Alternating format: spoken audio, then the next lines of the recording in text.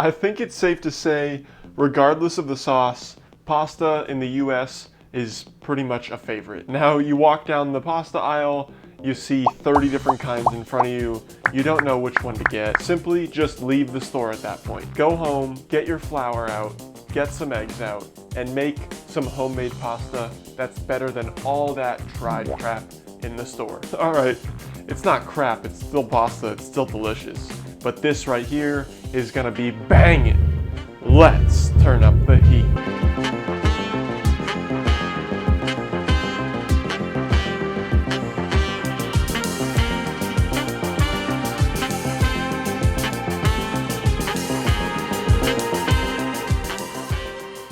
Now, the base of all good doughs starts with flour, but with pasta, you can kind of go down a little bit of a rabbit hole because there's all different kinds of flour you can use. There's 3 that stick out in my mind as the primary ones. So in a nutshell, it's 00, AP, and semolina. Before I get into that, I'm just simply measuring out here 240 grams or 2 cups of flour, 1 cup of semolina, 1 cup of all-purpose. That way I get a nice mix, a nice blend of flavors, different kinds of textures, and I'll explain that all right now. 00 is basically the pinnacle of flours for pasta. It's very finely milled, so that means it's super powdery and leads to a very silky dough, which in time will then lead to a silky, soft, smooth pasta. All-purpose flour is basically like the dumbed down version of 00. It's gonna be a little bit more rough. It's just not gonna be as silky as what 00 will get you. And semolina, I consider this almost like the rustic version. I feel like it's a little more traditional. All that's gonna do is lead to a little bit more of a rough texture on the pasta. And to be honest, that's gonna lead to more sauce. It's gonna grab on, that sauce will latch in and go for a ride right into your mouth. That kind of sounded gross.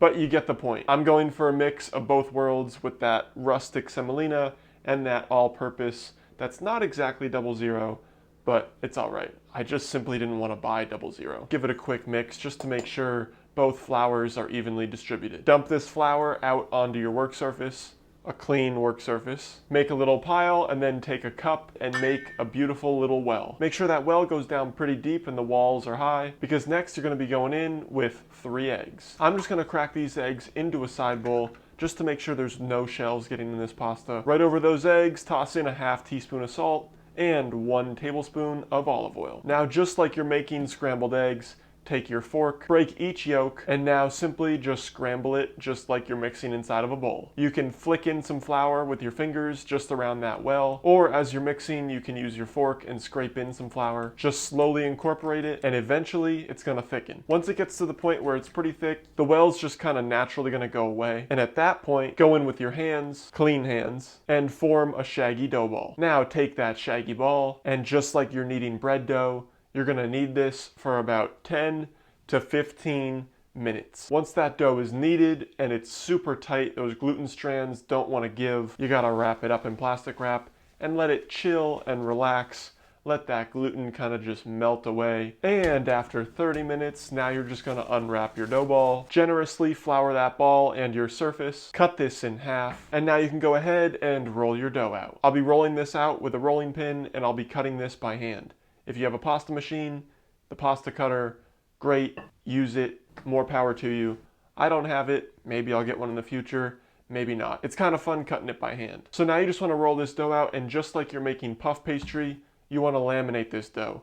Now, we're not adding butter, which is the lamination process, but what I mean, you just want to fold this in on itself just a couple of times. If it gets a little tacky, a little sticky, just add just a sprinkle of flour. Once you've folded it, it's worked, it's ready to go. Roll this out until it's paper thin, just like this. And now you can just simply fold this up with a slight sawing motion. Don't press down, because if you press down, you might be sealing that pasta together. You want each noodle to just simply unravel naturally. Once they're all cut up, now you can unravel them all. If you're not going to use all this pasta, you can definitely just freeze these noodles. You want to sprinkle them after you unravel everything with a little bit of semolina just to make sure nothing sticks together. And now you can make little pasta nests. Line up all your noodles, grab in the middle, and give it a little twist. Now you can take that twist, put it in a bag or an airtight container, and freeze it for pretty much, I don't know, a month, 2 months, and right from the freezer, when you want it, drop it into boiling water and cook it pretty much just like how I'm gonna cook it right now. Yes, you heard me right. I'm gonna be cooking it right now, and I'm gonna be making a sauce